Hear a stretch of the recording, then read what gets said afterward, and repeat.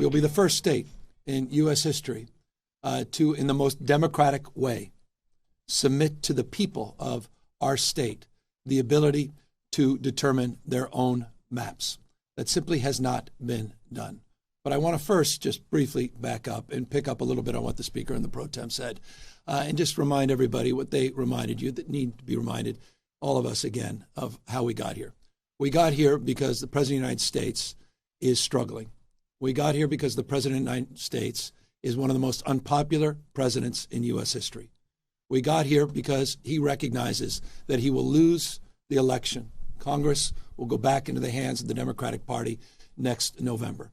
We got here because of his failed policies. Those are being exposed hour by hour, reinforced today by Walmart announcing they'll be raising prices because of the tax increases, because of the tariffs. Reminded every day by a slowing economy, growing mistrust, distrust all across this nation. Across the board, he is failing. He recognized that, and that's why he made a phone call to Greg Abbott asking for 5 seats. Can't win by playing by traditional sets of rules. He plays by no rules. I remind you all the time, it's not the rule of law, it's the rule of dawn. And we're standing up to that. We're responding to that. They fired the first shot, Texas. We wouldn't be here had Texas not done what they just did. Donald Trump didn't do what he just did. He went so far as to follow up and say that he didn't just want those 5 seats. He said he's, quote unquote, entitled to those 5 seats. Just pause and reflect on that. Everything should have just stopped there. President of the United States claiming he's entitled to 5 seats. That should put chills up your spine. Every Republican, not just Democrat and Independent, every American, those enduring values that we celebrate, just celebrated 249 years, the best of the Roman Republic, Greek democracy, the rule of law, co-equal branches of government, popular sovereignty. What we'll celebrate, will we? Next year, the 250th anniversary. Masked men at the site of the Japanese that were interned and bussed in Little Tokyo last week in Los Angeles were sent right there in front of the Democracy Center as we kicked off this effort.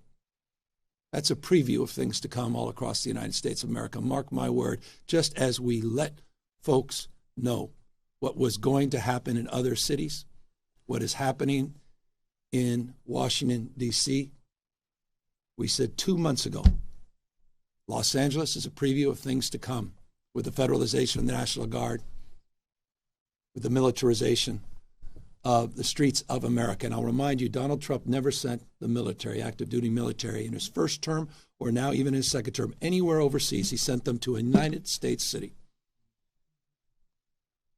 They remain federalized National Guard, interestingly, through Election Day. $175 billion in the bill that was just signed to reinforce the ranks of ICE, Homeland Security, for what is increasingly becoming self-evident to anyone with eyes wide open and any level of objectivity, a private army for Donald Trump,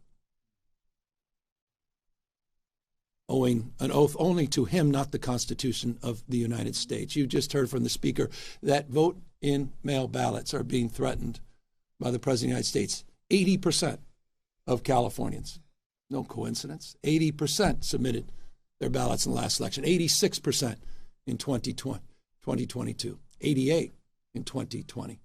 He's trying to rig the election. He's trying to set up the conditions where he can claim that the elections were not won fair and square. Open your eyes to what is going on in the United States of America in 2025. That's what this is about. We're responding what occurred in Texas. We're neutralizing what occurred, and we're giving the American people a fair chance. Because when all things are equal, we're all playing by the same set of rules, there's no question that the Republican Party will be the minority party in the House of Representatives next year. We'll be transitioning, and I'll close, from this process that has unfolded over the course of the last few weeks to the campaign. After I sign these two pieces of legislation establishing a special session and the maps, I also will be signing a proclamation on November 4th, the people of the state of California, in a transparent and, as the Speaker and Pro Tem said, temporary and democratic way, will have the opportunity to determine their fate and our collective future. And I couldn't be more proud, again, of the extraordinary leaders that are standing up for the rule of law, are standing up for the principles and those enduring values of our founding fathers.